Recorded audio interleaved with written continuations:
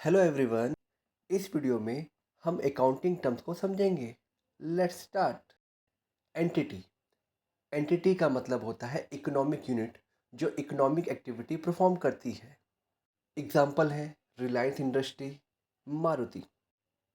Business entity एक कानूनी रूप से रिकॉग्नाइज्ड इंटरप्राइजेस है जो बिजनेस कंडक्ट करने के लिए होती है। बिजनेस एंटिटी में प्रोप्राइटरशिप, पार्टनरशिप, कंपनीज ये सब इंक्लूड है। सेकेंड टर्म है ट्रांजैक्शन। बिजनेस ट्रांजैक्शन का मीनिंग होता है टू पार्टीज के बीच किया गया फाइनेंशियल ट्रांजैक्शन जो किसी इंटरप्राइजेस की बुक्स ऑफ अकाउंट में इसे रिकॉर्ड करने का फर्स्ट स्टेप है। थर्ड टर्म है assets. Assets are the properties own by entity. Assets business के इकोनॉमिक रिसोर्स होते हैं। कोई भी चीज़ जो फर्म को फ्यूचर में इकोनॉमिक बेनिफिट प्राप्त करने में हेल्प करती है वो एसेट्स है। Classification of assets. एसेट्स को दो पार्ट में क्लासिफाई किया गया है, नॉन करेंट एसेट्स और current assets. Non current assets ऐसी एसेट्स होती है जिसको सेल करने का पर्पस नहीं होता है, बिजनेस में लॉन्ग टर्म तक यूज़ करने का पर्पस होता है। नॉन करेंट एसेट्स के अंदर फिक्स्ड एसेट्स जिसके अंदर टेंजिबल इंटेंजिबल एसेट्स आते हैं। टेंजिबल एसेट्स का मतलब होता है जिसको हम छू सकते हैं, महसूस कर सकते हैं। इसके एग्जांपल में बिल्डिंग, मशीन, प्लांट। और इंटेंजिबल एसेट्स जिसको हम छू नहीं सकते, फील नहीं कर सकते, इसमें आते हैं goodwill, patent, copyright, trademark. Current assets ऐसी एसेट्स होती है जो एंटिटी के द्वारा रखी जाती है जिसका पर्पस शॉर्ट पीरियड में कैश में कन्वर्ट करना होता है। करंट एसेट्स के एग्जांपल में inventories, debtor, cash, short term loan and advance ये सब आते हैं। चौथा टर्म है लायबिलिटीज। लायबिलिटी का मीनिंग होता है फ्यूचर में बिजनेस के द्वारा जो अमाउंट पे करना है वही लायबिलिटी होती है। एक एग्जांपल से समझते हैं। एक व्यापारी है जो कपड़े का बिजनेस करता है, कपड़े खरीदते हैं, कपड़े बेचते हैं। लेकिन कुछ समय के बाद उनको पैसे की ज़रूरत थी।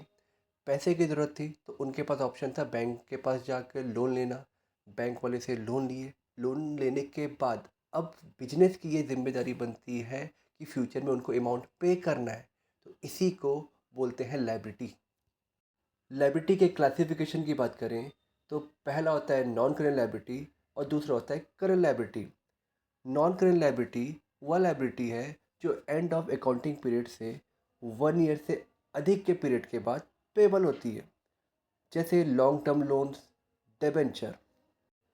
करंट लायबिलिटी वह लायबिलिटी है जो एंड ऑफ अकाउंटिंग पीरियड से 12 मंथ के अंदर पेबल होती है। इसके एग्जांपल में क्रेडिटर है, शॉर्ट टर्म लोन है, आउटस्टैंडिंग एक्सपेंस है, बैंक ओवरड्राफ्ट है। पांचवा टर्म है कैपिटल। कैपिटल क्या है? कैपिटल एक ऐसी अमाउंट होती है जो बिजनेस ओनर द्वारा अपने बिजनेस में इन्वेस्ट की जाती है। कैपिटल मनी के फॉर्म में, एसेट्स के फॉर्म में होती है। छठवां टर्म है गुड्स। बिजनेस में गुड्स फिजिकल आइटम के रूप में होते हैं जिसको परचेज किया जाता है सेल करने के पर्पज से। एक एग्जांपल से समझते हैं। मोहन फर्नीचर एक शॉप है जो फर्नीचर का खरीदना बेचना करते हैं। तो जो फर्नीचर है जिसको वो खरीद रहे बेच रहे हैं तो उनके लिए फर्नीचर होगा गुड्स। सेवन टर्म है stock. End of accounting year पर जो अनसोल्ड गुड्स बच जाता है उसी को क्लोजिंग स्टॉक बोलते हैं। और वही क्लोजिंग स्टॉक को जब नेक्स्ट फाइनेंशियल ईयर के 1 तारीख को ट्रांसफ़र किया जाता है तो उसको ओपनिंग स्टॉक बोलते हैं। आठवां टर्म है क्रेडिटर्स। इसको एग्जांपल से समझते हैं। मोहन मोबाइल का बिजनेस करते हैं। ये बड़ी शॉप से मोबाइल परचेस करते हैं और उनको क्रेडिट फैसिलिटी दी गई है, 1 महीने के बाद उनको पेमेंट करना है। तो मोहन को 1 महीने बाद पेमेंट करना है, किसको? सामने वाली बड़ी शॉप को। इसका मतलब ये है कि वो जो सामने वाली बड़ी शॉप है मोहन के लिए क्रेडिटर होंगे।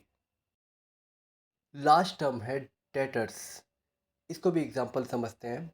रमेश जिनका कपड़े का बिजनेस है वो क्या करते हैं, सामने जो छोटी शॉप है उनको क्रेडिट में गुड्स सेल किया, यानी कि कपड़े सेल किए।